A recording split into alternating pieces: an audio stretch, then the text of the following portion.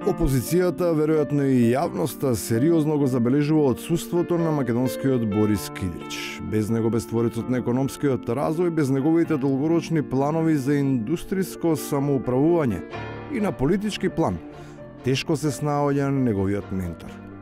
Дури и кандидатот за нов Рамис, иако се уште има надеж, со жалење констатира дека Боро не е тој Боро што го познава.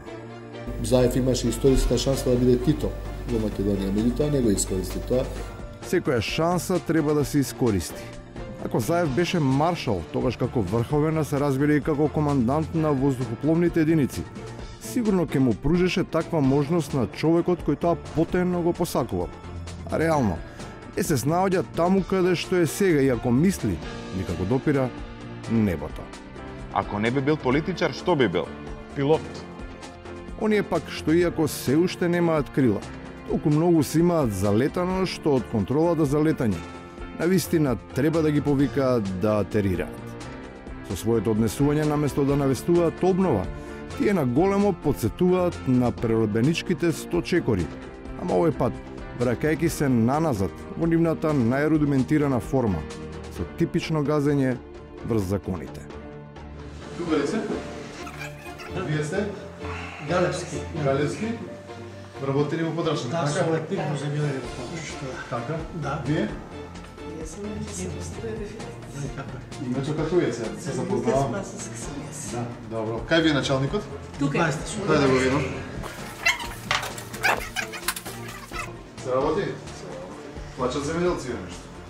Зашто? Па викаат некако односното подрашава од високо, од големо. Вака, шупање. Снимањето јас го нарачав, тој ми е човек со мене. Ова се служени простори, јас сум дополнителен заменик министар, сакам да ја видам. Другите на работа се сите? Да, на Да? работа сме се. До колку сте денес? Неадекватниот инспектиско-драматуршки видеонадзор со сите примеси на филм, од кој суштински зрачи психолошко-политички притисок, неизоставно го отвара прашањето на демек катадневната битка за остварување на заложбите, кои се очигледно само естрадна форма. Такви се и оние за јазикот, кој постојано е во устата и се користи да се нагласи потребата за негова нега, а токму најодговорните јавно ја декласираат неговата посебност. Законот за македонски јазик е исто така апсолутно актуелен да новиве, особено заради тоа што некако како стратешки да се прави обид, можеби не на истиот театрален начин се разбира, но да се протурка на брзина, без соодветна голема дебата, јавна расправа каква што захтева практично. Да боме, а што се бара, а не захтева многу е малку поретко сито, из кој ќе се истреби северниот кукол кој ни ја разјадува чистотата, за која барем во јавната сфера постои и законска обврска. Освен тоа, неопходно е со сиот респект кон виртуозот, иако во отсуство на принципиелна хипокритичка нота која фалеше во миговите на неразумно компонирање на ресурсите.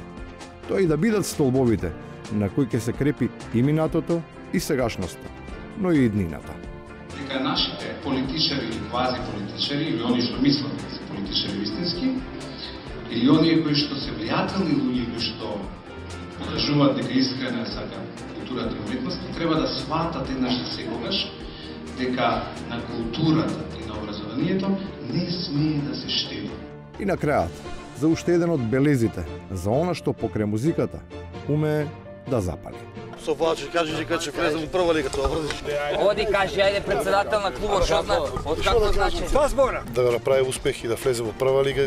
Тоа прва лига, мајаните го. Ама мора да се спомне, ако пред мене бе бива, даре. Тоа да не снима. А?